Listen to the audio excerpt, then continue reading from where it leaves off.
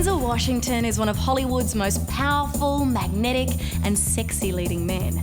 A highly skilled actor, his intelligence, courage and strength can be seen in all of the roles he plays, whether it be a socially conscious drama, biopic, comedy or suspense thriller.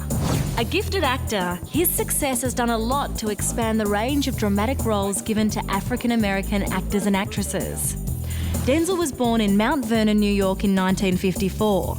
The son of a Pentecostal minister and a beautician, after graduating from high school, he enrolled in university to pursue a career in journalism.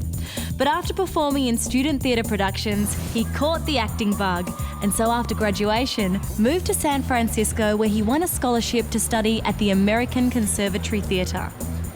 When I first started acting in college, the first class I took was a Shakespearean sort of acting workshop class. Especially in the States, it's sort of approached with that reverence of, oh yes, this is what acting in theatre really is, you know, all of that sort of thing. After studying at the American Conservatory for only 1 year, Denzel left in search of acting work. With his handsome looks, powerful presence and acting versatility, it wasn't long before he started landing TV roles. His first acting job was on the telemovie Wilma, and was particularly significant as it was on set that he met his wife-to-be Pauletta, with whom he now has 4 children.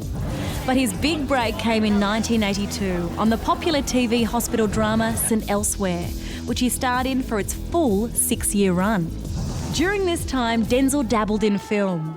His breakthrough performance came playing anti-apartheid activist Steve Biko in Richard Attenborough's Cry Freedom, for which he was nominated for Best Supporting Actor at the 1988 Academy Awards. He didn't win that year, but 2 years on, he would win the Best Supporting Actor Oscar for his superb portrayal of a courageous runaway slave called Trip in the Civil War drama Glory, starring opposite Matthew Broderick and Morgan Freeman. People tell the story that they know, you know, and I can't necessarily expect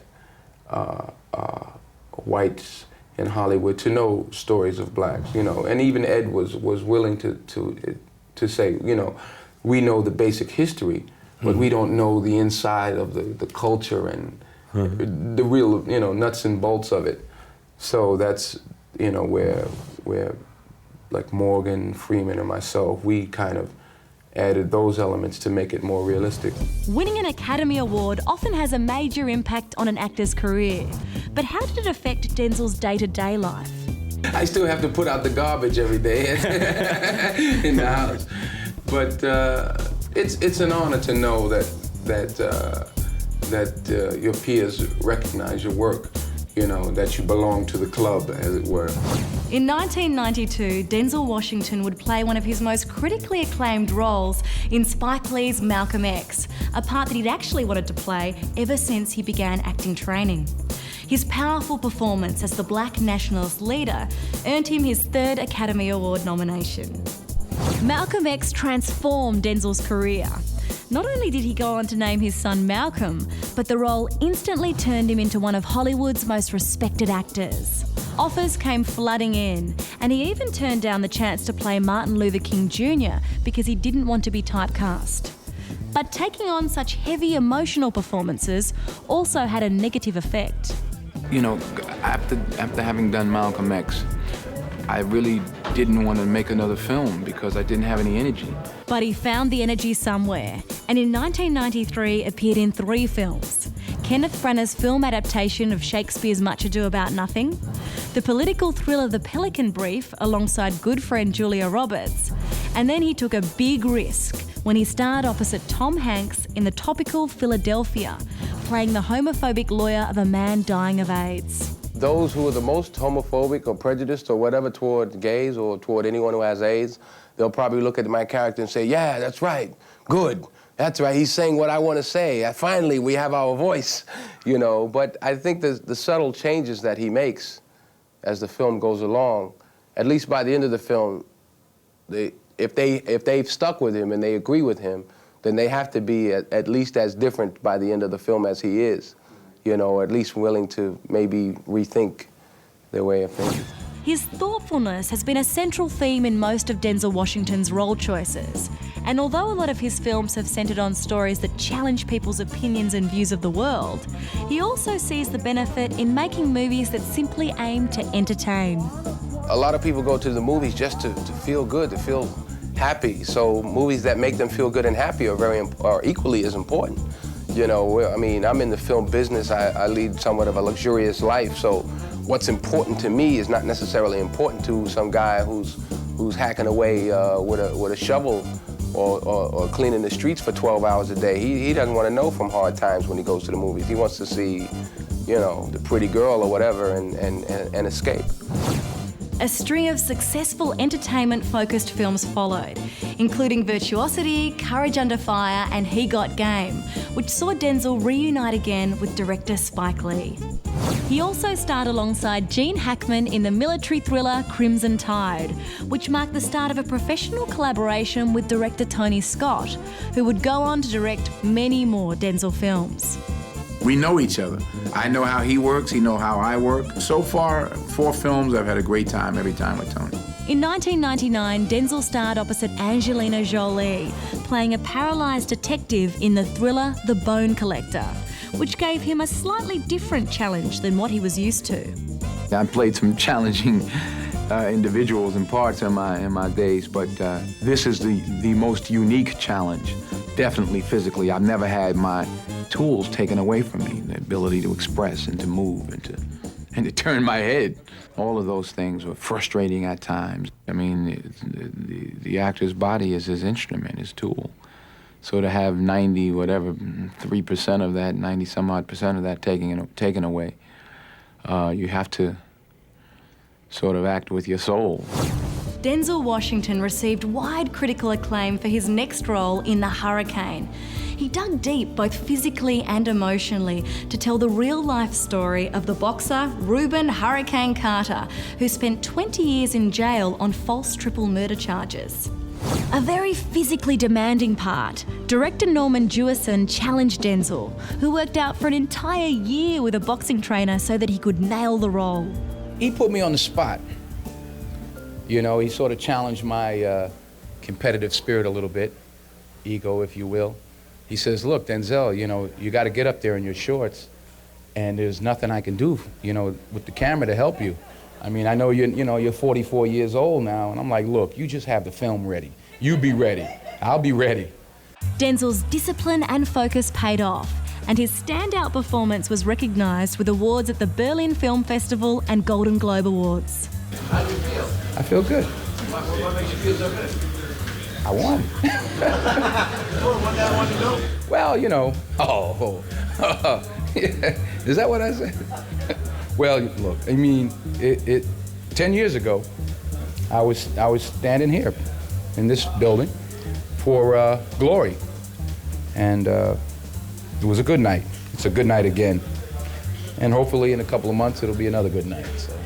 Although many believe he unfairly missed out on a second Academy Award for his outstanding work in The Hurricane, he didn't have to wait long. Instead, winning the Best Actor Oscar for 2001's Training Day, in which he played Detective Alonzo Harris opposite an inspired Ethan Hawke. I just loved it. I thought it was a great part for Denzel. I was kind of excited to watch him play a character this complicated. Not only was the character complex, but it was very different for Denzel, as it was one of the first times he was playing a bad guy, and he loved being naughty. It's freer, you know. It's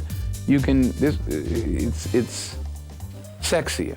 It's like the things you want to do and say, but you can't. Now at the top of his acting game, Denzel needed a new challenge, but where to go to from here?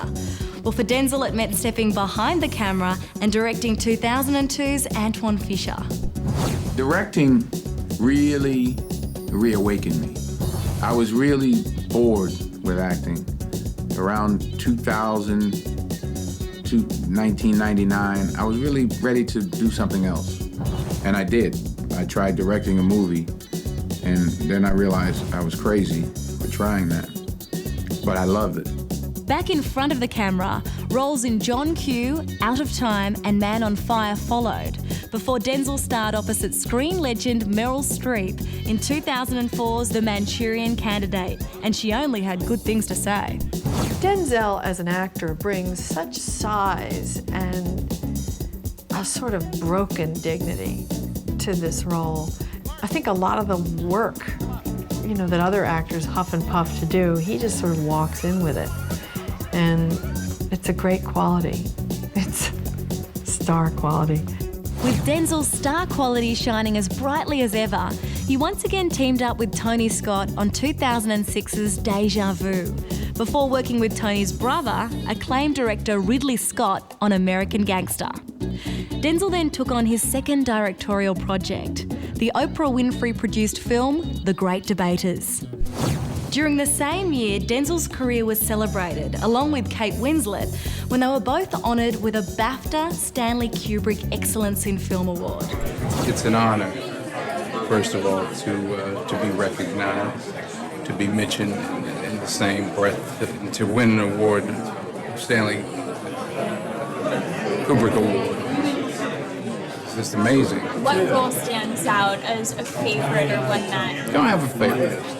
No, I don't, I don't live in the past. I let them go. And what I usually say, my stock answer when people say, what's your favorite film, I say my next one. With a list of big-name actors and directors wanting to work with him and many projects being offered to him, Denzel Washington is certainly one of the most successful and respected actors in the world. But this hasn't gone to his head. A spiritual man, he has remained grounded and hates to think of himself as a celebrity. I don't want to go around opening supermarkets and, I'm called a celebrity, but that's not what I do. I'm an actor. That's what I do. That's what I know how to do. I wouldn't know how to, wave. I mean, I know how to do that because I've done it, but I mean, it's just not, I never studied to be a celebrity. I studied to be an actor. Whether he's acting or directing, Denzel Washington is a masterful storyteller with the ability to affect an audience, to make them question the way they feel about an issue and to trigger change. An intelligent, handsome and commanding leading man, you can guarantee there'll be plenty more impressive work to come from Denzel Washington. Stay tuned to Star Picks for all of the movies you know and the actors you love, broadcast in glorious high definition with 5.1 surround sound where available. For more of the best in entertainment news, check out your Movie Network channels. It's altogether better, on screen and at mnc.tv.